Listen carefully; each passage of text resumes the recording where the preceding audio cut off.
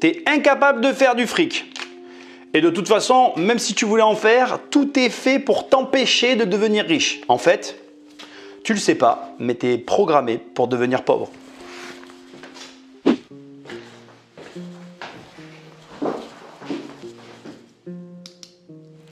On est en 2025 et je vais te demander d'être très attentif parce que dans cette vidéo, tu ne vas rien voir, tu vas écouter et tu vas écouter une émission qui a été transmise sur France Inter. Et en fait, je vais rien te dire, juste t'écoutes. Imaginons Cassandra et son compagnon qui ont effectivement acheté des bitcoins pour une bouchée de pain il y a quelques années, il y a 10 ans, il y a 15 ans. Aujourd'hui, il en a 8, ça vaut 100 000 euros. Mais qui lui paye les 800 000 en fait ? S'il décide de les cacher, il veut un appart. Les suivants.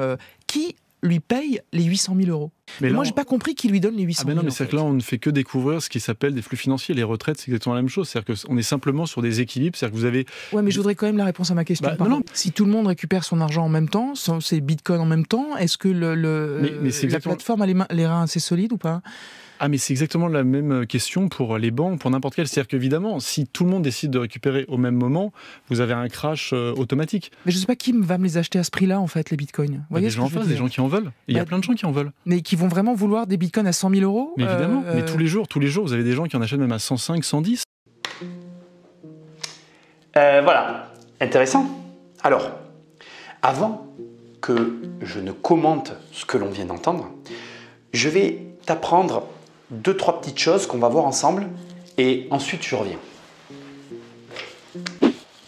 Enfin, 7 pour être très précis. Mais avant, on va voir les bases. C'est quoi les bases ? Enfin, la base. La base derrière tout ça, c'est très simple. C'est que dans la vie, tu as 3 grandes sources d'influence. Qui t'influencent, qui m'influencent, qui nous influencent. La première des plus grandes sources d'influence, c'est la famille, je le mets dans la même ligne, ça aurait pu être 2 trucs séparés, les amis. Ça, c'est la première base d'influence que l'on reçoit tous autant que nous sommes. Il y a une deuxième base d'influence qui est tout autant importante, ce sont les médias. Donc, avant, c'était la télé, mais maintenant, c'est ton téléphone, YouTube, tout ce que tu regardes. Il y a une troisième base d'influence, c'est l'école. Là, j'ai un petit truc à rajouter quand même, parce que je veux que ce soit bien clair entre toi et moi. En fait, l'école, c'est l'État. Je suis obligé de le rajouter. C'est important que tu l'intègres pour la suite de la vidéo. Ça, c'est la base. Je veux que tu le gardes dans ta tête. Ce qu'on va faire, ok ? Ce qu'on va faire un petit truc un petit peu sympa. On va faire ici un cercle, ok ? Les médias, on va faire une pyramide et ici, on va faire un cube et on va garder ça dans un coin de notre tête pour la suite, ok ? Et maintenant, on va pouvoir passer aux 7 grandes erreurs. Enfin, ce n'est pas les grandes erreurs d'ailleurs, je me reprends. C'est les 7 principaux problèmes que tout le monde a dans le monde. Pas toi, petit Français qui regarde cette vidéo. Non, non. Dans le monde entier, tout le monde a ces problèmes-là que je vais te montrer. Je suis pas... voilà, c'est pas moi qui le dis, j'ai fait des recherches, je vais te présenter 7 problèmes que tout le monde a dans le monde entier et qui t'empêchent, qui te programment pour être pauvre. Pour coller au titre de cette vidéo. Le premier problème, je vais juste écrire un mot et puis voilà. En fait, c'est que tu ne gères pas tes dépenses. La plupart des gens ne gèrent pas leurs dépenses et du coup, ils ne peuvent pas créer un capital. Et ne pouvant jamais créer ce capital, ils préfèrent vivre au jour le jour et sans ce capital, ils ne peuvent pas se lancer, ils ne peuvent pas amorcer la pompe, j'ai envie de dire, de l'enrichissement. Donc, une mauvaise gestion de tes dépenses est l'une des principales causes de ta situation financière. Deuxième élément, d'accord ? Croire que pour gagner de l'argent, il faut travailler dur. Voilà, en fait, ça c'est une croyance, d'accord ? Travailler dur égale argent, ce qui est complètement faux. En fait, si tu crois qu'il faut travailler dur pour avoir de l'argent, tu mets de côté le fait que l'argent puisse travailler pour toi. En réalité, si tu veux avoir de l'argent, il faut que ton argent travaille dur pour toi, mais pas que tu travailles dur pour lui. Ok ? Troisième point. Croire que l'école, l'État, les banques sont tes amis. Tu leur fais confiance. Alors ça, c'est une erreur très courante. Tu as confiance en l'État, dans les banques et donc dans l'école. C'est une énorme erreur. Ce sont ceux-là, eux-mêmes, qui te programment pour ne pas avoir d'argent. Et toi, tu leur fais confiance. Tu ne te poses pas de questions.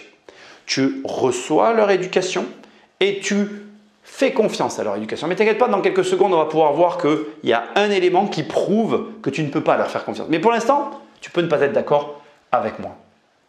Ok ? Croire que pour pouvoir investir et réussir dans l'investissement, il faut faire partie de l'élite.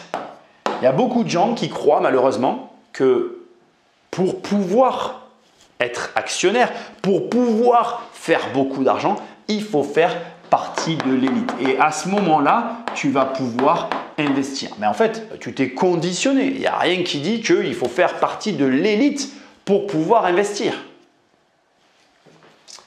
On est à 4. 5, écoute bien, c'est important. Tu ne comprends pas les mécanismes de l'inflation. Et ça prouve que tu ne peux pas faire confiance ni à l'État, ni aux banques, ni à l'école, puisque personne ne te l'explique. Alors grâce à tout ce qu'on fait aujourd'hui, les gens comme moi et d'autres, tu apprends. Et d'ailleurs, c'est pour ça que tu dois t'éduquer, toi, seul, en lisant des livres. Et surtout celui-là, crise financière, survivre à une crise financière. Tu tapes crise financière sur Amazon, il apparaît en première page. Et il t'expliquera les mécanismes de l'inflation. Parce que ce que les gens ne savent pas, c'est qu'en France, mais d'ailleurs tu le vois dans ce livre, hein, je parle d'ailleurs, pour te donner même le chapitre si tu veux, non je ne vais pas aller jusque là, mais dedans il y a toute l'histoire qui est racontée de la première crise que la France a vécue suite à l'abus de la planche à billets. Les gens ne le savent pas, mais c'est en France qu'on a expérimenter ça. Et en fait, bon bref, pour comprendre, donc les gens ils voient 10 000 euros sur leur compte, 10 ans après il y a toujours ces 10 000 euros, mais en fait ils n'arrivent pas à comprendre qu'en fait entre temps ils se sont fait voler. Voilà, ça c'est un truc qui leur échappe totalement, c'est pas le but de cette vidéo que je t'explique ça, mais le fait que tu ne le comprennes pas, ça conditionne le fait que tu t'appauvrisses et ça explique pourquoi tu es programmé pour ne pas avoir d'argent. Alors qu'encore une fois, ça serait le travail de l'État de te l'expliquer, mais comme c'est l'État qui le met en place, il y a ce qu'on appelle un conflit d'intérêts. On est à 5, on passe au 6. Donc, les gens croient que la RP, c'est un investissement. Sauf que c'est faux, la RP, c'est une charge. Alors, je ne vais pas encore une fois débattre. Tu es libre de le croire ou pas, mais voilà, sache-le. Et dernier point, croire au changement de vie facile, immédiat. Bon, je vais te l'écrire comme ça tu vas savoir de quoi je parle. Croire au loto, quoi. Voilà. Voilà les 7 éléments qui te programment, qui te conditionnent pour ne pas avoir de l'argent. Maintenant, regarde. J'ai une petite chose, avant que je te montre la suite, à te dire qui est très importante. Quel est le terme que j'ai le plus utilisé pour ces 7 éléments? C'est le verbe croire. Croire qu'il faut travailler dur. Croire que l'État, tu peux avoir confiance en eux. Croire qu'il faut être de l'élite. Croire que la RP est un investissement. Croire au loto. Donc déjà, ce ne sont que des croyances. Si j'ai à ce stade qu'une seule chose à te dire que tu dois retenir de la vidéo, change tes croyances. Change-les. Qu'est-ce que ça te coûte? Dans le pire des cas, tu es sceptique, tu regardes cette vidéo, change de croyance. Comme ça, tu verras si j'ai tort ou raison. Tu changes de croyance sur ta RP, change de RP, et on verra si j'ai raison ou si j'ai tort. Bon, ok, c'est pas ça que j'allais te dire. Donc rappelle-toi, la famille, j'ai mis un rond, les médias, j'ai mis un triangle, l'école, j'ai mis un carré. Donc maintenant, on va s'amuser à voir l'influence. On va utiliser la base pour comprendre l'influence qui a fait qu'on a été conditionné par rapport à tout ça. Ok? Donc regarde, la famille, elle te conditionne dans les dépenses. Si tu viens d'une famille de dépensiers, tu as plus de chances d'être dépensier. On a tendance à reproduire le schéma familial. Tu es d'accord? Les médias font de la publicité pour t'inciter à dépenser. Et enfin, l'école ne t'apprend pas à ne pas être un consommateur. Elle ne t'apprend rien sur l'argent. Et comme après, tu ne fais pas le job toi personnellement, parce que quand tu es allé à l'école, ce que tu sais tout, donc tu n'as plus besoin d'apprendre, bah, du coup, tu passes à côté. Ok? Tu es sous influence. Regarde, on continue. Travailler dur pour avoir de l'argent. Ta famille te le dit. Tu es déjà sous influence. Le cinéma, la télé te le fait croire. Et en plus, comme ça ne suffisait pas, l'école, pour alimenter son propre système, elle est elle aussi obligée de te le transmettre. Donc au final, tu sors de là, tu y crois parce qu'on t'y a fait croire. Confiance en l'État. Généralement, si ta famille y fait confiance, tu y fais confiance aussi. D'ailleurs, tu es conditionné dès la petite enfance. On t'amène chez un médecin. Papa et maman sont assis, écoutent le médecin, ils disent ce qu'il faut faire, ils font ce qu'il dit. Idem avec le professeur, tu vas à la réunion des parents-profs. C'est rare, alors moins maintenant, mais à mon époque c'était comme ça, que tu vois tes parents s'opposer au truc en place. Donc les parents font partie du truc. Les médias font partie du système, ils alimentent le système et l'école ne va pas se tirer une balle dans le pied, elle alimente le système. À partir de là, regarde. Maintenant, on arrive à un point plus touchy. Tu crois que pour investir, il faut faire partie de l'élite. C'est purement un problème d'éducation. Les médias n'en parlent quasiment pas. Ils ne font pas trop la distinction. Et la famille, tu as beaucoup de familles qui ne sont pas éduquées. Malheureusement, cette notion, tu vas la nourrir tout seul. Tu peux ne pas être d'accord avec ça. Mais bon, voilà. L'inflation, bon, on va dire que c'est surtout un problème d'éducation. Les médias n'en parlent pas. Enfin, ils en parlent par période, mais ils ne rentrent pas dans le détail de l'explication. Et la famille, elle n'y comprend pas plus que toi. Donc, c'est un problème d'éducation. L'ARP, différent des charges. Enfin, l'ARP qui est une charge ou qui est un investissement. C'est un problème d'éducation.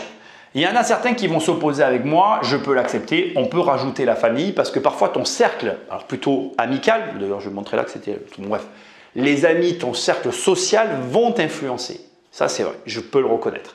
Mais bon voilà. Et enfin, c'est un problème d'éducation, c'est aussi un problème médiatique parce que les médias mettent en avant le loto et c'est un problème familial parce que tu as déjà participé à ces discussions. Si je gagnais au loto?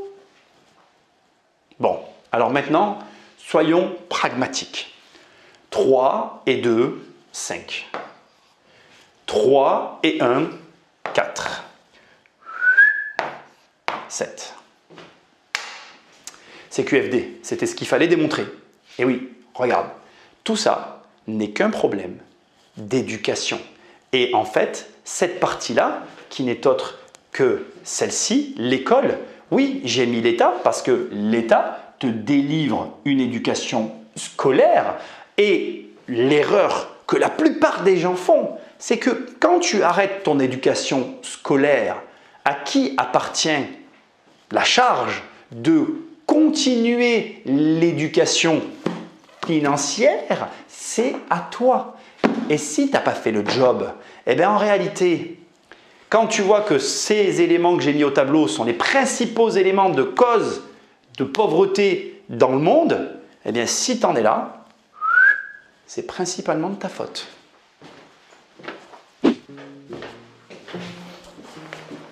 Avant que je rentre dans les explications rapides, je te rassure, on va réécouter le passage une dernière fois. Il est collector. Imaginons Cassandra et son compagnon qui ont effectivement acheté des bitcoins pour une bouchée de pain il y a quelques années, il y a 10 ans, il y a 15 ans. Aujourd'hui, il en a 8, ça vaut 100 000 euros. Mais qui lui paye les 800 000 en fait? S'il décide de les cacher, Très bonne question. il veut un appart. Les suivants. Qui lui paye les 800 000 euros?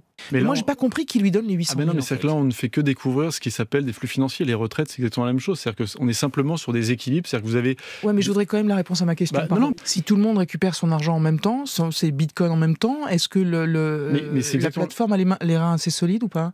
Ah mais c'est exactement la même question pour les banques, pour n'importe quel. C'est-à-dire qu'évidemment, si tout le monde décide de récupérer au même moment, vous avez un crash automatique. Mais je ne sais pas qui va me les acheter à ce prix-là, en fait, les bitcoins. Vous voyez Des gens en face, des gens qui en veulent. Et il y a plein de gens qui en veulent. Mais qui vont vraiment vouloir des bitcoins à 100 000 euros? Mais évidemment, mais tous les jours, vous avez des gens qui en achètent même à 105.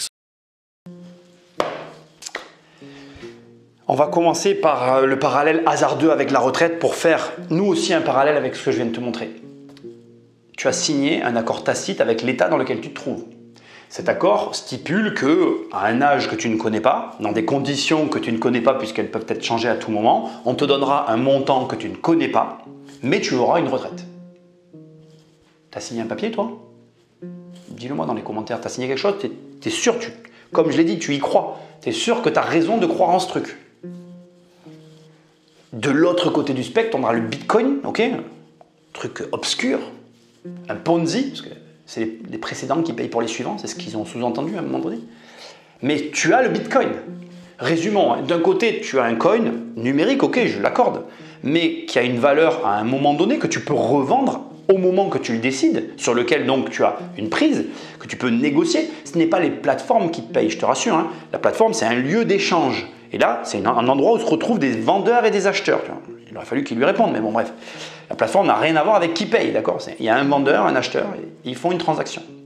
Donc, d'un côté, tu as un coin numérique, ok, mais un coin que tu peux échanger, négocier, manipuler. Et de l'autre côté, tu as une retraite, mais que tu ne peux pas échanger, que tu ne peux pas négocier, dont tu ne sais rien et pour laquelle tu as signé un contrat moral, mais le contrat n'existe pas physiquement. Mais c'est plus sûr. Bon, on passe à un autre point qui a été donné. Tout le monde retire en même temps. Il y aura toujours des gens qui voudront acheter quand ça va chuter, parce qu'il y a des valeurs en face. C'est de l'économie. Et maintenant, on va arriver au troisième point. Qu'est-ce que le Bitcoin? Juste parce que je dois le faire. Ben, le Bitcoin, c'est l'opposé de l'inflation qui, je te le rappelle, est un des 7 points pour lesquels la plupart des gens dans le monde ont des problèmes pour avoir de l'argent. L'inflation, c'est quoi? C'est l'État qui te prend de l'argent sans que tu t'en rendes compte. Et le Bitcoin, c'est 21 millions de Bitcoins, c'est un nombre limité, il n'y en aura pas un de plus. Donc d'un côté, tu as des États qui impriment des billets et qui font perdre de la valeur à leurs citoyens en plus de leur prendre des impôts. Et de l'autre côté, tu as un mec qui a créé un Bitcoin, qu'il a offert au monde, sans qu'on sache qui c'est. Bon, là-dessus, on pourrait y avoir un débat, mais on ne va pas l'ouvrir ici. Et on sait juste qu'il y en aura 21 millions et chacun doit faire avec. L'un est inflationniste et l'autre est déflationniste. Qu'est-ce que tout ce que je viens de voir avec toi nous montre? Ça nous montre 2 choses principales et que je veux que tu graves dans ta tête. La première, extrêmement importante, tout ça n'est qu'une question d'éducation, on est bien d'accord. Si tu t'éduques, si tu comprends qu'à un moment donné, quand s'arrête l'école, t'appartient alors le rôle de faire en sorte d'apprendre comment fonctionne l'argent pour en avoir. Dans ces cas-là, tu t'en sortiras financièrement dans la vie. Si tu t'éduques pas, tu seras comme ces gens-là. Ce qui nous amène au deuxième point. On est dans l'espace médiatique, qui fait partie des 3 plus grandes influences qu'il y a dans nos vies. Les médias. Alors moi, je ne les regarde plus, mais il y a des gens qui les écoutent. Et ces gens-là ont la parole dans l'espace public, et ce que je viens de te dire a été diffusé à la radio. Il y a des gens qui l'ont écouté. Et ça veut dire qu'il y a des gens qui vont finir par y croire. Parce que quand on te donne ces drôles d'idées dans la tête, tu peux me dire ce que tu veux. Hein. Ça te fait te poser des questions quand même. Hein. Parce qu'il y a d'autres gens qui ne sont pas éduqués, tu vois. Donc déjà, tu devrais liker, t'abonner, partager cette vidéo au plus grand nombre pour qu'ils comprennent qu'en fait, tout ça, ce n'est que des agents du système qui défendent le système, mais à leur insu. Hein. C'est-à-dire qu'il n'y a personne qui a été là pour leur répondre. Et en même temps, comme ils ne comprennent pas, ben, ils déblatèrent des choses sans savoir ce qu'ils disent. Je ne les critique pas. J'apprécie les journalistes. Chacun fait son travail, pas de problème. Mais essaye de faire venir des gens qui sont capables de te répondre et pas des gens qui te laissent dans le flou et qui font de sombres parallèles avec les retraites. Quant à toi qui me regardes, tu as l'obligation de t'éduquer et de faire la part des choses dans ce que tu entends, enfin dans ce que tu écoutes. Tu comprends ce que je voulais dire. Bref, sois vigilant parce que comme tu peux le voir, il y a énormément de bruit, mais il y en a très peu de qualité. Bon, ok, je pense que tu l'as compris, mais je t'ai manipulé avec le titre de la vidéo. C'est le moment où je suis censé répondre à la question « Est-ce que tu es programmé pour être pauvre ?» Et tu as remarqué normalement que ce titre a été fait de telle manière que j'ai sous-entendu dès le départ que ce n'était pas ta faute, qu'en fait, tu étais une victime dans cette affaire. Et tu as regardé peut-être cette vidéo en cherchant à comprendre qui, finalement, derrière cette manipulation de masse, faisait que tu n'avais pas d'argent. Et la triste réalité, c'est que c'est toi, encore une fois. Mais pas tout à fait quand même, parce que je pense que tu as compris le message de la vidéo. C'est vrai, et c'est ce que je veux véhiculer ici, que tout le monde est contre toi. C'est vrai, c'est la réalité. Le système entier fait en sorte que tu dépenses et que tu n'aies pas d'argent. L'État dans lequel tu es né fait en sorte de prendre ton argent parce qu'il en a plus besoin que toi. Et les pubs, les sociétés privées comme moi faisons tout aussi pour avoir ton argent parce qu'on en a mieux besoin ou plus besoin que toi. La vérité, et c'est un peu le message sous-jacent de la vidéo, c'est que tout le monde a besoin de ton argent. Et qu'en fait, comme je te l'ai déjà dit, tu es seul. Tu es seul. Et tu le seras toujours en fait. Moi, j'essaye de t'aider du mieux que je peux, mais j'ai aussi des services à vendre. Mes livres, devenir riche sans argent, tu tapes riche sur Amazon, tu tapes crise financière, survivre à une crise financière, mes formations, 1 million et 10 millions. Mais mon but, c'est quand même par la consommation, par ta consommation, de nourrir mes activités. Et la vérité, c'est que tu es seul parce qu'on cherche tous la même chose, ton argent. Et il n'appartient qu'à toi de faire la part des choses. Donc, si je devais conclure cette vidéo, je n'aurais qu'une seule chose à dire. Veille toujours à t'assurer que ce que tu consommes, en fait, c'est quelque chose que tu possèdes. Pas comme la retraite, par exemple. La retraite, tu ne la possèdes pas, tu n'as aucune prise dessus, tu n'as aucun contrat. Mais ce n'était pas le message de la vidéo au départ, ça c'est arrivé, c'est une petite cerise sur le gâteau. Mais le vrai fond du message, c'est ça. C'est que quand tu achètes quelque chose, demande-toi toujours la propriété à qui elle appartient, qui a le contrôle de l'actif et surtout, et c'est le plus important, ta compréhension de ce que tu es en train de faire, pas comme ces 3 personnes qui parlent à France Inter et qui malheureusement sont à côté de leur pompe. La compréhension, c'est la clé. C'est la clé. Parce que, je le répète tout le temps, mais je vais le redire, ok ?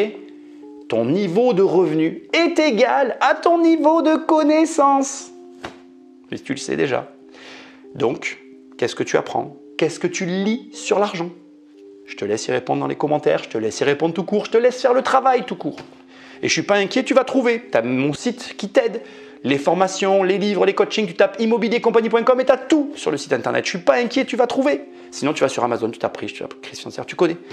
Bref, apprends, apprends, apprends tous les jours. Continue d'apprendre sur l'argent et tu verras, ça finira par payer, je te le garantis. Like, partage, abonne-toi et je te dis à très bientôt dans une prochaine vidéo. Salut!